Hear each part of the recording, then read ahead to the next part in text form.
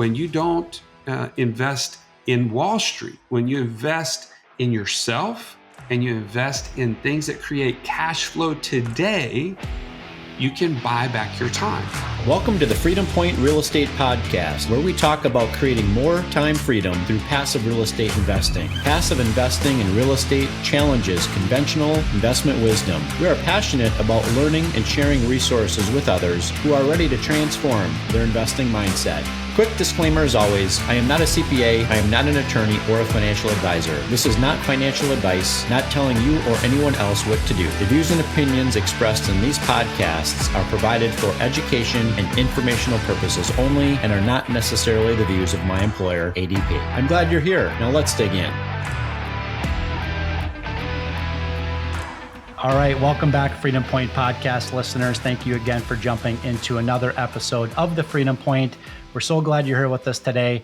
I've got another amazing guest, Joey Mure. Joey, welcome to the show. Oh, Jeremy, I am so excited for what we're about to get into. I have no idea what it's going to be, but it's going to be good.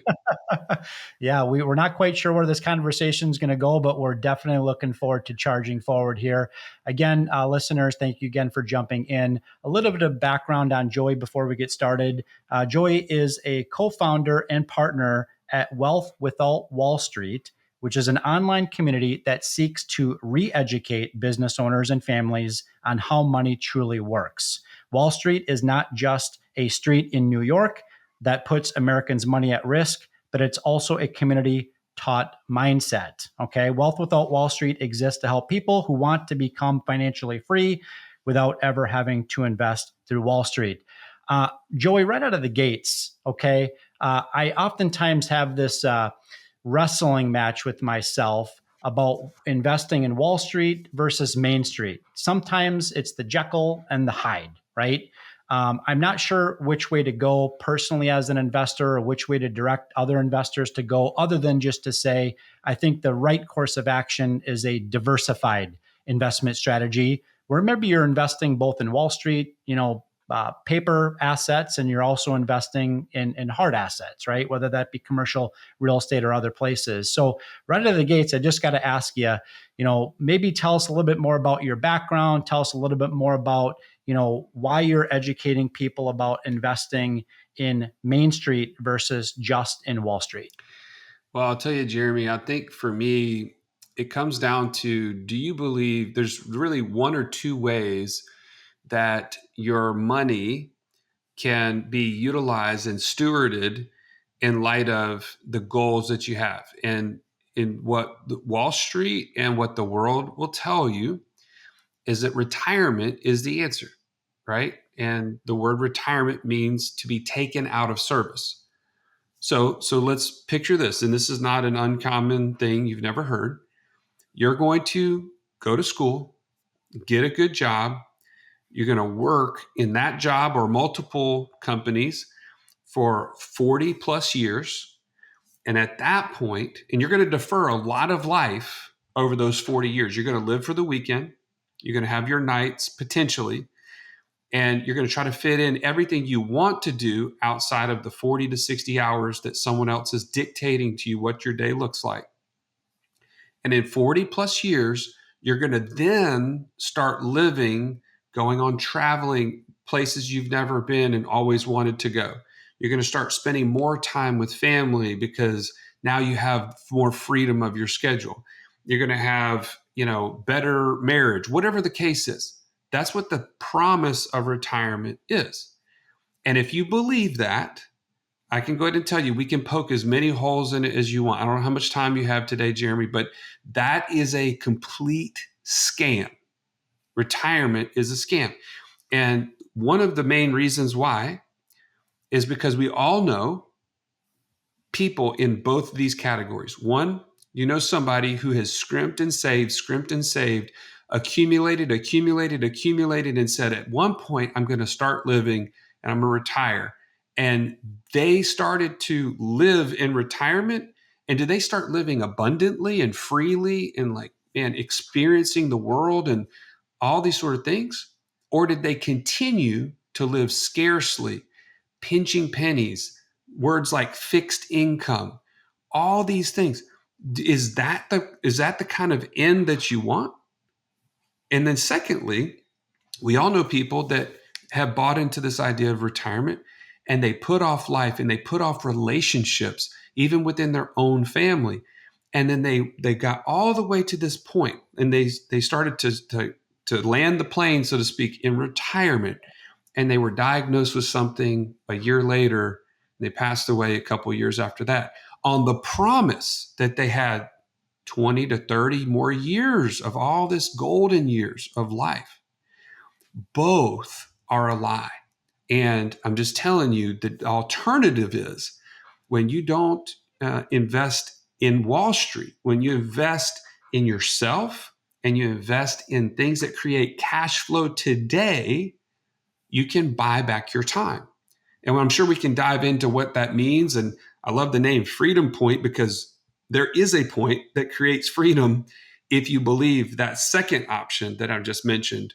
And so I'd love to dive into that, but we got to get rid of this lie that Wall Street's taking care of us and retirement is really the goal, because it's a complete scam. Yeah, no, I really appreciate that. And Joey, you brought up so many really good nuggets that I think we should maybe dial in a little bit more upon. You talked about this concept of people don't really stop working necessarily. I mean, I think of my own parents, right? They reach that age of retirement, and you could ask my parents now who are in their mid to late 60s, and they're going to tell you we're busier now than we were before, right? The truth is that they're just choosing to spend their time on something different than they spent 40 to 45 years of their professional life working to fulfill, somebody else's dream. You talked about this concept of, having a certain amount of runway, right? Well, when we reach this age of quote unquote retirement, we really don't know what that runway looks like, right? I mean, you could die before you retire, right? 100%. You could have 10 years after you exit the W-2 before you end up passing away. It could be 20 years, 30 years, right? Nobody really knows, what that runway looks like. So really appreciate that. The other thing that you kind of brought up or maybe alluded to is this concept that, that retirement needle constantly is moving. And why it's moving is because of lifestyle creep. It's also moving because, of things like inflation that are, devaluing, the purchasing power of a dollar, some of the things like that. So what do you have to say about that, Joey? Oh, well, I mean, we just start uncovering some of these things that they have been positioned in our minds as really good for you, right? So I'm gonna pick on one thing for a minute. 401ks. You know what, Jeremy? What could be better? You have an automated savings plan which by the way is a lie. 401k savings is not, it should never be in the name 401k. It's an investment plan. Your dollars are not being saved, they're being invested. Otherwise, a savings plan, you can't lose money, right? But a investing, you can. And that's exactly what's happening. But so, Jeremy, you sign up for this new corporate job. They hand you your booklet and they say, hey, start making your elections for your 401k, assuming you're going to do it, because everybody does that. It's a forced savings. You're putting this money away. And man, eventually it's going to take care of itself. You're going to eventually retire when you don't have to work. And the piece of that is the assumption that there's no alternative that gives you the time freedom that you would want today. And so my challenge is to say, what if, let's start dreaming again. In fact, in our book, we talk about GPS, goal plan support. And it's just very clear. If I want to have financial freedom, that means I get to put what's on my calendar, not somebody else, not my W-2, right? Not even my business that I own that could potentially be owning me right now. I mean, there's all sorts of things we can go down that road. But if I have that GPS in place, I know where I am right now and I know where my destination is, and I want to get to that point. It's going to tell me the steps to be there. But man, if you know the goal, you now have a vision of what financial freedom would be for you. And this brings me to that idea of retirement. You mentioned, you never really stop working. Here's what I would say. And I don't know where your audience stands from a faith perspective, but the Bible never talks about retiring because we're always in a position of calling, right? I don't ever want to be taken out of service. My calling is to serve this world in a way that reflects God and how He's gifted me, my unique ways. So, my call to you is to not think of how can I quit doing what I don't want to do as a W 2 or whatever it is. How I want you to find what your unique gifting is and go after it. Free yourself up to become the person that God's created you to be and to serve Him in your unique way. That's what our whole, I mean, literally, you take my book right now and you open up to the intro. I will tell you, our whole desire for this process is not to make a bunch of, Uncle Scrooges with a pile of money somewhere because they learned the 3 steps to passive income or freedom to passive income. It's to create people who are free so that they can pursue the person that they're supposed to be, that God has called them to be, to live out at the highest level what they are, who they are. And I'll tell you right now, as you're listening to Jeremy and I talk about this, you have had that thought, right? Am I really operating at the top level that I was called to be? And there's something missing. You know that you're not hitting the mark that you would have chosen for yourself. And I think it has a lot to do with how you've operated your finances. So that's the purpose of the book. Yeah, no, I think that's great. And, obviously everybody, has an inherent, void that they're looking to fill, and people fill that void with all kinds of, different things, in the world, quite frankly. And sometimes that's work, right? But I also agree with you. I think everybody, has to have a work to do. That's what we were created for, right? And I think it's pretty clear that the Bible says that we are to work whatever we do, right? As if we're working for the Lord and not for men. So, whether that's, crushing your W-2 or, working in real estate or hosting a podcast or being a guest on a podcast, right? We all have that work to do. So I really appreciate your sharing that. Another thing that you brought up, was, kind of getting back to the 401k discussion. I did a little bit of a math, kind of game with myself a couple of weeks ago. And I determined that I have been maxing out my 401k plan for almost 25 years. I've been a great employee, maxing it out, getting the company sponsored, match on my 401k, riding the roller coaster on Wall Street. And I look at that number that sits there today, and I asked myself, how many years or how much runway would I have before I completely burned through the amount of money that I have in my 401k? The answer is 3 years. I've been maxing out my 401k for 25 years. What that means then is if I do it again for another 25 years, and now I'm sitting at the ripe old age of 70 years old, that means I've only got a 6-year runway, right? Assuming the market remains about the way that it's been in the past and inflation stays, relative to the past averages. That's a little bit heartbreaking for me. What do you have to say about that? Well, I'll tell you, we actually have a calculator on our website, in our community. We have an app, the Wealth.Wall Street app. You can find it in the App Store. And the calculator, we call it the retirement calculator.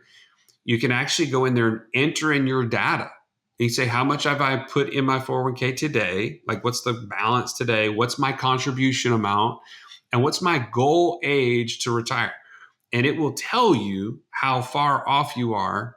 And because it's based off of what's the actual withdrawal rate that you can get from that accumulated value and not run out of money. And it is sickening when you actually put this in. In fact, we mention it in our book, this retirement calculus. It's one of the resources available through it. But it is astounding when you consider how much you would actually have to save. And then you factor in the last 3 years, like you said, the inflation that we've experienced is absurd, and it's not getting any better when you talk about the way fiscal policy is being, thrown around at congressional levels and everything. It's not getting better. So the accumulation method is dead. You got to stop chasing some pile of money that doesn't exist. You got to create cash flow today. Yeah. That's the only formula that you can control and understand, and meanwhile, Wall Street, here's a way to think about it. I'm going to give you like a really simple way to think about it. Wall Street is convincing you to pile up money for when? For in your 60s and 70s, right? So think about it. You're in your 20s, 30s, whatever. You're putting this money away. They've convinced you this is for your benefit at that point. Well, how much is the value of the dollar worth today versus 40 years from now? It's infinitesimal how much the buying power of that dollar has depleted over 30 to 40 years. So you're chasing something that's never going to happen. But what does Wall Street do with the fees that they gain from your money in that very same 401k? Are they saying, oh, no, don't pay me the fees today? Dude, I'll just want it for 40 years from now. Absolutely not. They're getting those fees today and putting them in their pocket and spending a very valuable dollar today instead of waiting for an invaluable dollar 40 years from now. Why would they do that? Right? This is to their benefit. This is a game you cannot win. Yep. So we've talked about the problem. We've talked about the challenge. But knowing what I know about you, Joey, and what my audience knows about me, we're big into creating multiple sources or ways to create cash flow, right? A big way to do that is obviously investing in things that produce consistent monthly, cash flow or mailbox money. So my question for you is this, and I know this to be the case with yourself.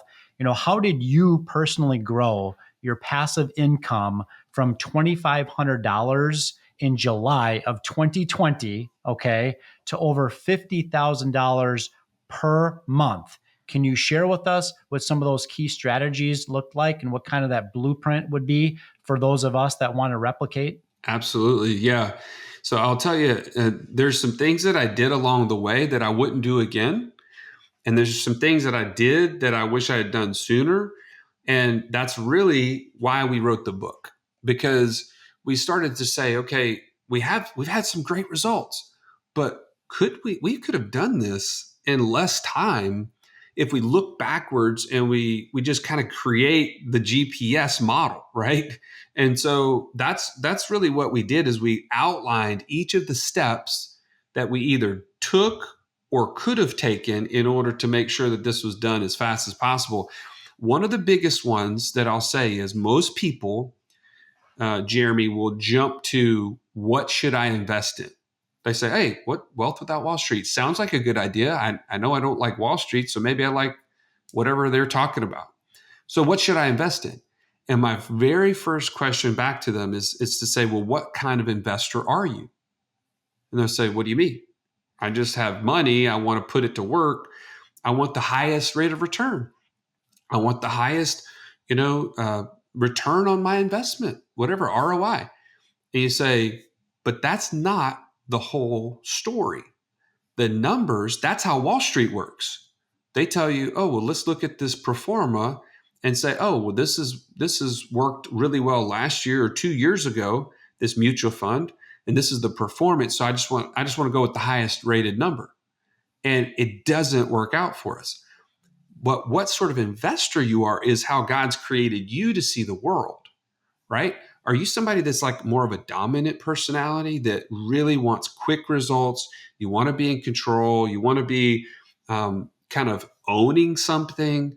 Or are you somebody that's more loyal and dependable and really consistent and steady, and you don't really want to be in the limelight? You don't want to be focused on owning a whole lot of things. You just want to be more passive in your investing, and you don't want to have hands-on of much. There's so many different aspects of the way that we all see the world, and it should dictate to what we invest in. because when we do that at the highest level, we actually get much better results than just chasing return. We call that the investor DNA profile. And everybody that we coach through Apex Coaching Group is our sister company. They walk people through what's your investor DNA, and then they help them go through the passive income matrix of, like, we have like 15 different asset types and asset classes that people can invest in and through. And they can say, well, hey, I'm a high D, or I'm a high S, or I'm a high C on the disc profile. And that's what dictates and tells them, oh, these are the one or two that I should focus on in this Alpha of Wall Street kind of continuum. And man, I'll tell you, when you start to really do that, you get a lot of momentum. Instead of getting the shiny object syndrome, instead of getting the noise of, oh, well, this is the newest thing, this is the best thing, and this one worked for me, so it should work for everybody. That is not true. So focus in on that, and man, you're going to see much better results much faster. I know I'm getting long-winded, so forgive me if I'm like, if you want to know all the things we invest in, I'm happy to do it. But I want to give some context as to why we don't just jump out and just like tell you what to invest in. That's not our game. Yeah, no, I appreciate that. And that's incredibly valuable. And you're spot on, right? I mean, investors really need to identify, what their goals are, what their strategies are, look a little bit internal to really determine, like you said, what type of an investor are you, right? Maybe you're more of an active investor, and that's something that you should explore further and get educated on active ways to invest, right? Or maybe you're more of a passive hands-off investor. So I really appreciate you sharing that. So I know that's got to be one step in your book, Wealth Without Wall Street. Can you maybe give us a glimpse into what those other two steps are? Yeah, absolutely. So the goal, think about GPS, right? You have to know where you're at and where you're going, and then the GPS will give you the path, right? And I love that picture, because we all live off of our phones. I can't drive anywhere, without plugging in the address nowadays. But with that, I have to have the goal, I have to have the plan, and then lastly, I have to have the support. And we've already kind of talked about, like, in the goal phase, you're getting a vision for what is possible. You're figuring out, who do I want to be when I'm financially free? What do I want to do? And what will I have at that point? And you start to put real tangible pictures to that. All of a sudden, you get motivation and you get clarity on really the next step, which comes down to the plan. Well, in the plan phase, you're talking about, what am I doing with money? Is the things I'm doing with money getting me closer to or farther from financial freedom? And in the book, we talk about some pretty like hefty subjects where you're going to get a lot of people that want to just get frustrated to hear. But I'll tell you, debt freedom and being debt free is not financial freedom. That's not the way. And you'll learn that in the book. Qualified plans, we've already talked about. 401ks are not designed for financial freedom. They're designed for retirement, which is total opposite. And then paying cash for everything. You may not think so much about that, but if I show you the alternative to paying cash for everything and how it helps get you closer to financial freedom rather than paying cash, that's what we kind of outline in the book. And you have to understand that the vehicle that gets you to financial freedom is different than the vehicle that gets you to retirement. And so we talk about a concept called infinite banking that Russ, my business partner, and I started back in 2009, 2010. And it was the number one accelerator for us growing our financial freedom, our passive income greater than monthly expenses. So that's in the plan portion. And then the last is support. So support, as you mentioned, is where we start talking about investor DNA, that profile that we have, and the different personality types and how that works. And we always talk about financing options. We talk about ways to get access to capital, hands-on options for passive income, and hands-off options. And those vary from e-commerce to short-term rentals to land flipping. One of my favorites, turnkey properties, ATM machines, commercial real estate. And then lastly, your support. Under that last step, who you surround yourself with matters in this game. If you start learning this stuff from Jeremy and his podcast, and you start going to the water cooler and you're like, hey, man, I really feel like I could be a passive investor in one of these deals, this apartment complex or this storage unit or whatever the case may be. The people around you that are not on the same journey are going to shoot you down. They're going to be like crabs in a barrel, pulling you back, saying, man, you can't do that. What do you know about self-storage facilities? What do you know about being a landlord and running an apartment complex and all that sort of stuff? They will challenge you to think scarce and not think in abundance, because that's where they're at. In order for you to be supported on this journey, you got to be around the right coaches, the right mentors, the right community, and you got to have people that are committed to helping you there. I mentioned our Apex coaching group that we work with. We have literally one-to-one coaching that people, I don't know if you're like me, Jeremy, I don't work out on my own, but you give me a personal trainer and I'm going to work out.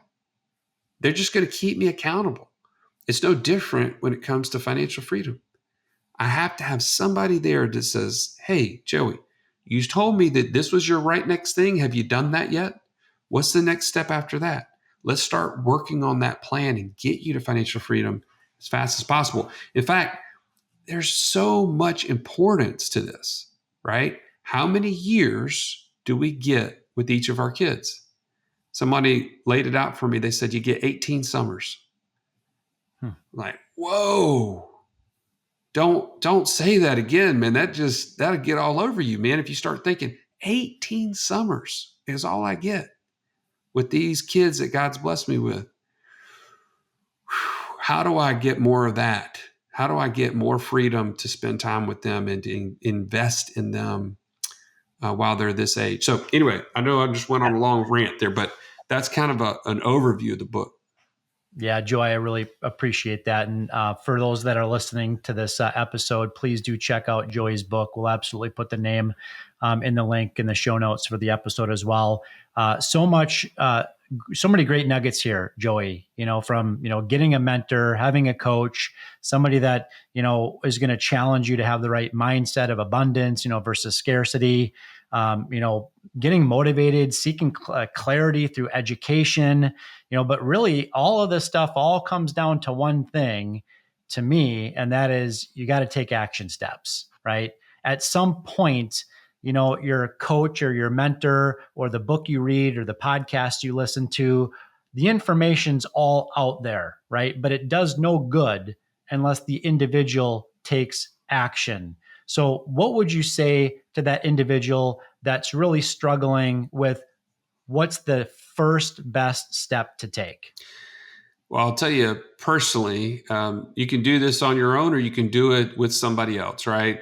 If you want to do it with somebody else, I feel like we have the best program out there to help walk you through this, the best coaches in the industry. And that's easy. You just set up a free call and you walk through your needs and see if the program's a fit.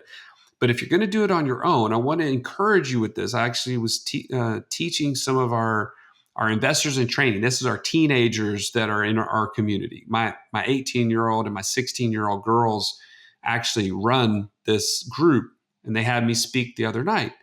And I said, you know what? Our school systems have taught us that if we don't get an A, we've failed, right? We've missed the mark. If we don't have 100, like there's a scale of perfection. And if we don't hit that 100, we've fallen short in some way. And we don't want to make a mistake, right? If we're really honest with ourselves, that's what the school system has kind of taught us, is don't make mistakes. But I'll tell you, if you're going to do this on your own, you got to be committed to the long game. And the long game, if you think about a continuum, all right, on one end to your right is success. And all the things that Jeremy and I have been talking about today, there's a massive amount of success if we'll just implement these things. If you start talking and I'm going to go after these things. But the journey to get there includes I'm going to go take action and I'm going to fail. I'm going to make mistakes. From there, I'm going to go towards education. And it has given me an education by taking that action. The only people that fail and don't get to success are the ones that give up at that point. They got their education. They say, this is not for me. I can't do this again. I can't lose money on a deal or whatever the case was. But the people that are successful, they take action, they get an education. They take action, they get an education. They take action, they get an education. And that whole continuum doesn't look super pretty all the time, but you get to success when you're not afraid to make the mistakes, because the education and the success comes through the mistakes. So I don't know if that's helpful, but it just really dawned on me recently, like we got to challenge that status quo. Yeah, it's so important, the things that you're saying, and people taking small action steps, failing through the process, failing forward. I think about my own kids as well. In the process, teenage boys, setting up an outdoor services business, and I told my son one day, I said, "You're going to learn more being an entrepreneur and setting up a business where you fail every single day than you're ever going to learn in a classroom, whether that be in high school, college, or beyond." So you're getting a PhD in small business entrepreneurship, and you're not having to pay for it, other than the fact that you are, paying for it through some of those, trials, tribulations, and failures. And what better time in your life to fail, as a small business owner, and learn when you're a teenager, right? Yeah. So really appreciate your perspectives there, Joey. I'd like to ask you, really have appreciated the value that you've brought to our listening audience. What would maybe be one or two different ways that our listening audience can connect with you to learn more about what you're up to? Yeah. Well, I'll tell you, just as a thank you for being on the show, like listening to this show, go to wealthwithoutwallstreet.com/freedom point. And on there, there's a link to buy the book. There's a link to set up a free call. And we mentioned earlier, there's also an access point to getting your copy of your own Investor DNA profile. So take us up on that. And my contact info is in there as well. So love to connect with people, and just mention that you heard me speaking with Jeremy here at Freedom Point. That's great. Well, Joey, thank you so much for being on the episode with us today. My pleasure. Absolutely. And listening audience, thank you again for jumping in to another episode of the Freedom Point. We look forward to having you join us on the next episode. Thank you for hanging out with us today and for listening to the Freedom Point podcast, powered by Starting Point Capital. This show is for entertainment purposes only. Nothing said on this show should be considered financial advice. Before making any financial decision, please consult with a professional. This show is copyrighted by the Freedom Point podcast. Written permissions must be granted before syndication or rebroadcasting. If you're interested in connecting, you can find contact information at startingpointcapital.com.